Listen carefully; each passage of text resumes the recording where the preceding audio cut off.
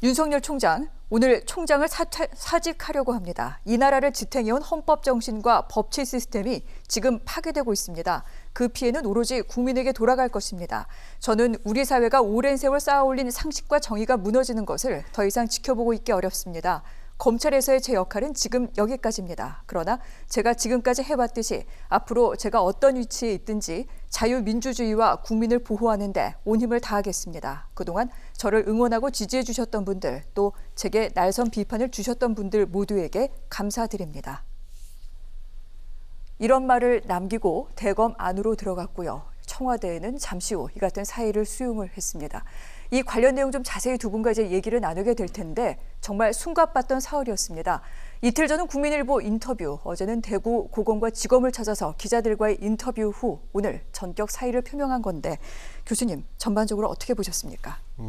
지난 검찰총장 인사청문회 때 수사권과 기소권 분리에 대해서 본인도 찬성한다고 얘기를 했습니다. 다만 그것이 어떤 방향으로 시간이 조금 걸리니까 천천히 가자 이런 정도의 이야기를 했었는데 중수청 얘기를 하면서 네.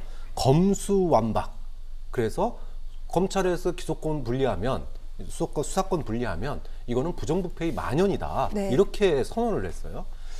만약에 진정성이 있었다라면 본인이 인사청문회에서 수사권과 기소권 분리에 찬성한다고 했다면 여권의 중수청 설치 노력에 대해서 뭐 시간이 좀 너무 시기상조 아니냐, 네. 또는 대안을 갖다가 제시한다던가 얼마든지 할 수 있는 일이 있는데 이게 아다르고 어다르다는 거예요.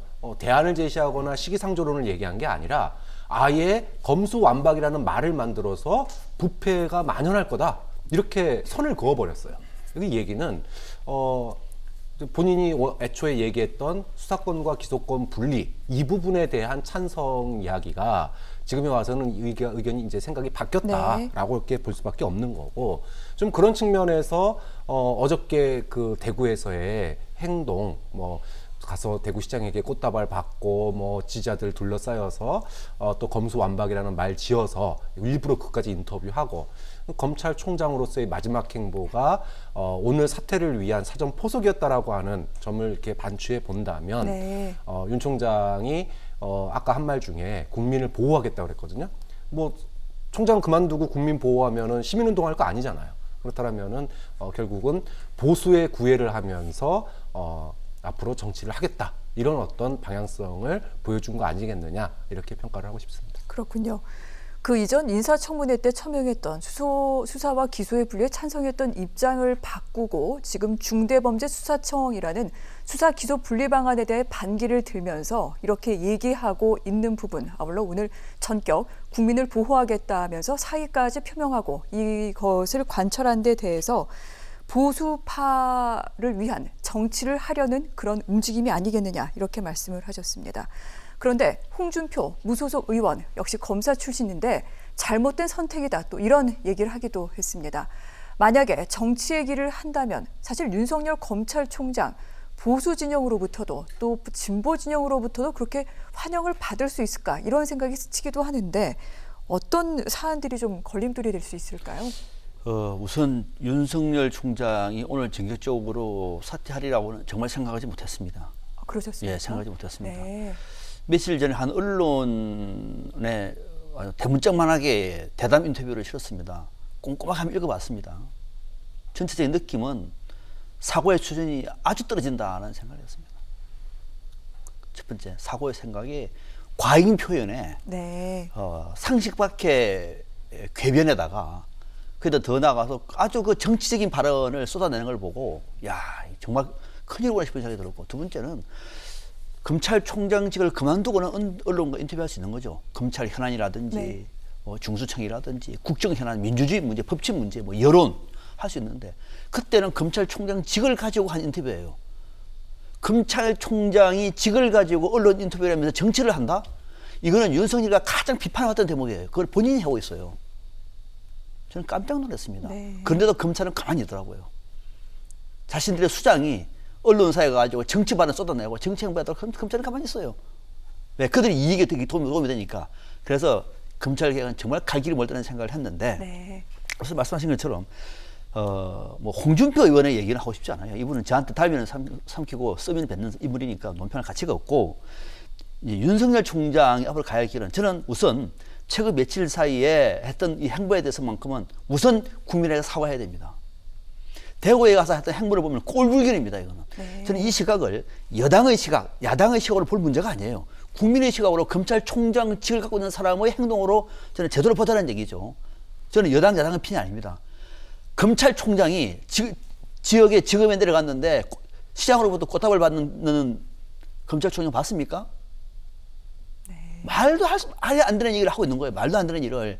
거기다가 지지자들이 대통령 윤석열을 외쳤습니다. 그분들이 문제가 아니라, 그러면은 본인이 사과해야 되는 것이, 왜? 그때도 검찰총장이었습니다. 왜 대한민국의 검찰을 검찰당으로 만듭니까? 네. 본인이 그렇게 이 문재인 정부와 싸워서 검찰의 정치적인 중립성을 강조하면서 끝까지 임기를 버티겠다고 했던 사람이 이제 와서 본인이 정치 행보를 하고 임기 몇 개월 나고 난 다음에 이제 나가서 물러나버리면은, 그래서 나왔던 얘기가 뭐 지금까지 자신의 역할은 여기까지다. 여기까지가 어디까지인데요? 이런 궤변을 늘어놓는 걸 보고, 와, 정말 나는 우리 대한민국에 정의가 있다면은 응징을 해야 됩니다. 응징을. 앞으로 정치를 할지 모르겠습니다만은, 네. 정치를 하면은 아마 방금 제가 말씀드렸던 것들이 국민들한테 상당히 저는 이해가 되려고 봐요.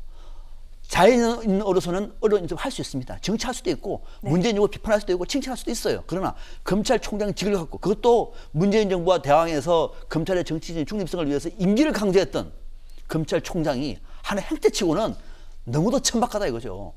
이건 우리 언론에서 보수당에 도움이 된다 그래서, 또는 진보적인 쪽에 기분이 좋다고 해서 칭찬한다는 것은, 이거 정말로 검찰에 대한 저는 재앙일 것이고, 국민들에 대한 예의가 아니다. 그런 면에서 윤석열 총장의 이번 사태는 정말 눈 떠보기 어려운 추태를 보여주고 있다. 저는 그렇게 생각을 합니다. 그렇군요. 진보 보수의 어떤 이익을 따지기에 앞서서 국민들 앞에서 검찰총장으로서 정치적 행보를 보인 데 대해 사과해야 된다. 지금 박 평론가께서는 굉장히 강경하게 말씀을 하셨습니다. 자, 윤석열 검찰총장 전격적으로 문재인 정권 들어 서울중앙지검장에 임명된 데 이어 검찰총장까지 정말 몇 직급을 뛰어넘어 그렇게 거침없이 달려왔습니다만, 바로 그 직후 조국 전 법무부 장관과 각을 세우면서 정권과 대척점에 서게 됩니다. 그리고 1년 8개월여 만에 결국 검찰총장 임기를 채우지 못하고 자리에서 물러나게 됐는데, 지금 여러 가지 예측은 결국은 정치를 하지 않겠느냐라는 그런 말이 많습니다만, 윤 총장은 여기에 대해서 긍정도 부정도 하지 않은 상태입니다. 이런 가운데 대선 주자 지지율에서는 계속해서 윤석열 총장을 넣어서 여러 가지 얘기가 나오고 있는데, 그 가운데 한 가지 여론조사 저희가 좀 보여드리도록 하겠습니다. 지난 1일부터 3일까지의 여론조사 결과인데, 차기 대선 주자 선호도 이재명 경기도지사가 27%, 이낙연 민주당 대표가 12%, 윤석열 총장 9%, 이어서 안철수 국민의당 대표 5%, 홍준표 무소속 의원이 4%의 순으로 나타나고 있습니다. 이 같은 조사는 엠브레인 퍼블릭 등의 의뢰를 통해서 이곳에서 조사를 실시했습니다. 지난 1일부터 3일까지였고요. 표본 오차는 플러스 마이너스 3.1%포인트, 95% 신뢰 수준입니다. 물론 어제까지의 여론조사 결과이기 때문에 다음 주 이 총장직에서 사퇴하고 난 뒤 여론조사에서는 분명히 좀 달라지는 양상이 있을 것 같은데, 그 부분 추이는 지켜보도록 하겠습니다. 그리고 앞서 저희가 프로그램 서두에서 말씀을 드렸습니다만, 김종인 비대위원장이 별의 순간을 운운하기도 했습니다. 그런데 그 별의 순간을 어디에서 또 맞을 것인가, 만약 맞게 될 것인가, 여러 가지 생각이 들게 되는데, 평론가님 말씀하기 싫다고는 하셨습니다만 따져보자면 일단 여당은 아닌 것 같고요. 그렇다고 국민의힘으로 갈지 궁금하고, 그것도 아니라면 제3지대 길을 모색하게 될까요? 네, 제가 평론가이기 때문에 어떤 네. 말씀이든 질문하시면 제가 답변할 의무가 네. 있습니다. 앞서 홍준표 의원 얘기는 그동안 했던 발언을 내가 그렇게 높게 평가하지 않은 것이, 저도 대선 주자라고 얘기하면은 대선 주자의 그릇은 국민 전체를 지향해야 됩니다. 네. 자신에게 도움이 되면 무조건 칭찬하고, 자신에게 도움이 안 되면 비난만 하는 그런 모습은 대선 주자로서의 이미지가 아닌 것이죠. 그 말에 일비한다는 것 자체가 오히려 저는 국민을 모독하는 발언이라고 생각해서 홍준표 의원에 대한 얘기를 잘 하지 않는 것이지, 굳이 질문을 하시면 제가 마다할 이유는 없는 것이고, 앞으로 최소한 국민의힘 안에서는 대선 주자와 관련해서는 지금 대안이 없어요. 네. 대안이 없습니다.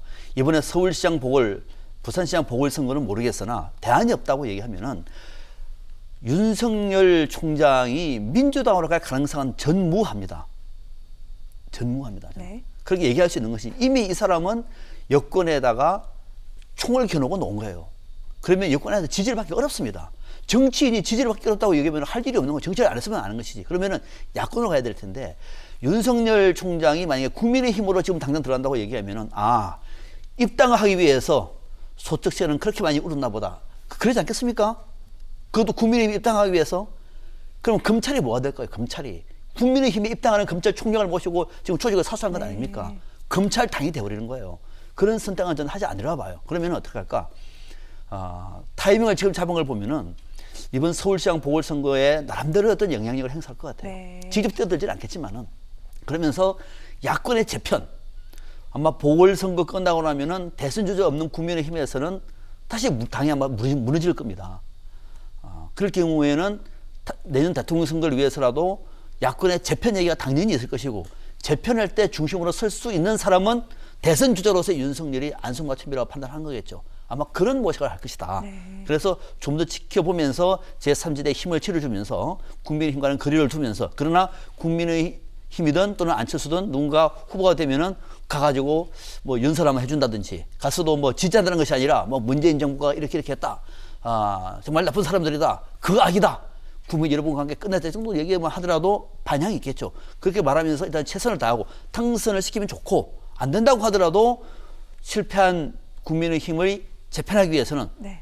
내가 앞장서겠다. 그래서 제3지대를 중심으로 세력을 모으면서 국민의힘과 다시 세판짜기에 나설 가능성이 높지 않겠느냐. 저는 합리적으로 윤석열 총장이 그런 그림을 그리고 있지 않겠느냐는 생각을 합니다. 그렇군요. 당장은 아니더라도 시간을 갖고 야권으로 갈 것이다. 그렇게 말씀을 하셨는데, 오늘 윤석열 총장이 사의를 표명한 것이 오후 2시였습니다. 그리고 청와대에서는 전격적으로 3시 15분에 정만호 국민소통수석이 기자들 앞에 서서 문재인 대통령이 윤석열 검찰총장의 사의를 수용했습니다라는 그렇게 한 문장으로 어떻게 이 일이 처리됐는지 얘기를 했는데, 정말 전격적인 또 수용이기도 했습니다. 뒤이어 1시간 또 후에는 조금 전 4시 10분경에는 그 검찰 측과 조율하기 위해서 임명이 됐던 신현수 민정수석 또한 사퇴한다고 그렇게 발표가 나왔는데, 이 같은 일련의 일 등 문재인 대통령의 의중은 무엇일까요?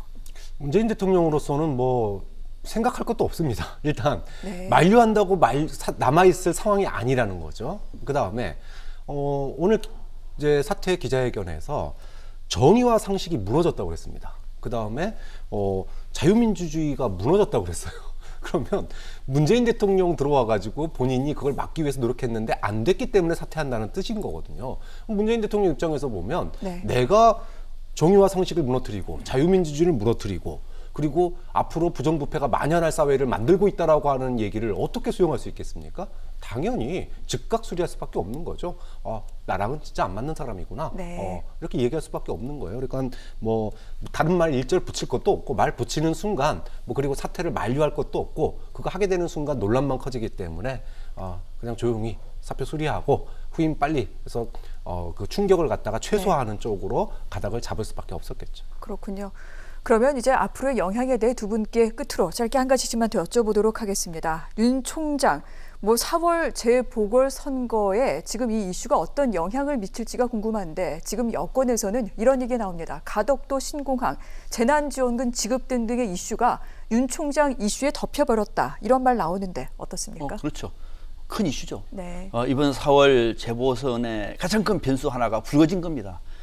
언론이나 국민의 관심은 당장 윤석열 총장한테 모아줄 수밖에 없는 것이고, 이 사람의 말 한마디가 선거판에 적지 않은 변수가 될 것은 분명하죠. 어느 쪽에 유리할 것인가? 지금으로서는 국민의힘에 훨씬 더 유리하겠죠. 네. 왜냐하면은 문재인 정부의 국정 이른바 그 어떤 실정에 대한 비판, 거기다가 검찰을 길들이기 위한 어떤 음모, 또 추미애 전 장관에 대한 어떤 비판, 이런 것들을 같이 하다 보면은 지지층을 결집할 수 있는, 특히 보수층을 결집할 수 있는 힘이 될 것이기 때문에. 그러나 경우에 따라서는 역풍도 불 수 있어요. 검찰총장이 직을 중간에 사퇴하고, 네. 그렇게 임기를 얘기했던 사람이 임기 몇 개월 남겨놓고 나와가지고 보궐선거에 힘실어 주려고 저렇게 했구나라고 하는 생각이 전면화돼 버리면 역풍급니다. 네. 대한민국은 그런 검찰총장을 원하지 않았고 그동안에 윤석열을 지지했던 것은 그렇게 하라고 지지했던 게 아니거든요. 역풍을 불 수 있어요. 이번에 우리가 좀 이따 얘기를 나누겠습니다만 국민의힘의 서울시장 후보를 경선할 때 결과를 보면은 역시 국민은 바보가 아니라는 얘기예요. 국민의 생각을 하고 있다는 것이거든요. 지금 윤 총장의 생각만큼 그렇게 앞으로 한 달 뒤에 보궐선거 그대로 할까? 저는 알 수도 있지만은 그러나 지금 당장으로서는 이번 보궐선거에 그동안에 민주당에서 공을 들여왔던 적잖이 괜찮은 변수들이 묻히고 본인이 변수가 되는 그런 계기를 만든 것은 분명하다고 봐야죠. 그렇군요. 또 한 가지 궁금한 내용. 어찌됐건 지금 윤석열 총장은 중대범죄수사청 설치라는 이 여권의 검찰개혁 방안에 대해서 반발하면서 지금 검찰총장 옷을 벗었습니다. 그렇다면 민주당 일단 속도 조절하는 양상이었는데 이 중수청 신설 등등 검찰개혁에 대한 부분 어떻게 진행이 될까요? 일단 민주당은 어저께까지는 4월 재보궐선거를 의식해가지고 보궐선거 끝나고 나서 추진하는 쪽으로 갈 듯했거든요. 네. 근데 이제 윤 총장 이제 그만뒀으니까 윤석열 전 총장이 4월 재보선에 만약에 연설대에 등장한다. 이렇게 본격적으로 선거에 뛰어든다. 예를 들면 영향을 미친다. 이렇다라면은 네. 이것에 대해서 민주당으로서는 정면 승부를 할 수밖에 없습니다. 즉 중수청을 갖다가 소위 말해서 국회에서 네. 올리고 상정함으로써 진짜로 검찰 개혁이 어디로 가야 되는지를 가지고 승부를 볼 수밖에 없는 거고, 만약에 윤석열 총장이 이번 재보궐 선거에 대해서 침묵하고 다음 뭔가 이제 본인의 어떤 정치적인 그런 내공을 쌓는 시간을 갖는다. 네. 이렇다라면은 변수를 만들기 싫겠죠. 그렇다라면은 재보궐 선거 이후에 중수청 이야기를 네. 다시 꺼내는 그런 상황이 될 수도 있는 거거든요. 결국은 윤석열 총장이 4월 재보궐 선거, 특히 서울시장 선거에 판에 뛰어들 거냐 말들 거냐. 그 판에 뛰어든다면 아주 적극적으로 뛰어들 가능성이 있습니다. 실제 연설대에서 마이크 들고 정말 문재인 정부에 대해서 성토를 한다. 그러면은 승부추가 확 끼울 수도 있거든요. 네. 그러면 재보궐선거 끝난 이후에 1등 공신으로 아마 윤석열 총장이 사회 차기 대선 후보로 지지율이 어마어마하게 올라갈 수도 있어요. 그렇지만 그것이 또 자신의 어떤 중도 확장성 네. 이런 분의 한계를 긋는 또 한계가 있기 때문에 뭐 가만히 있어도 사실은 서울시장 끝나고 나면 야당발 정계 개편이 있을 수밖에 없는데 그때 이후에 정말 러브콜이 강하게 올 때 그때 등판해도 되거든요. 그렇다면 이렇게 선택의 여지가 지금은 윤 총장이 많기 때문에 그 여부에 따라 민주당이 대응할 가능성이 있는 거죠.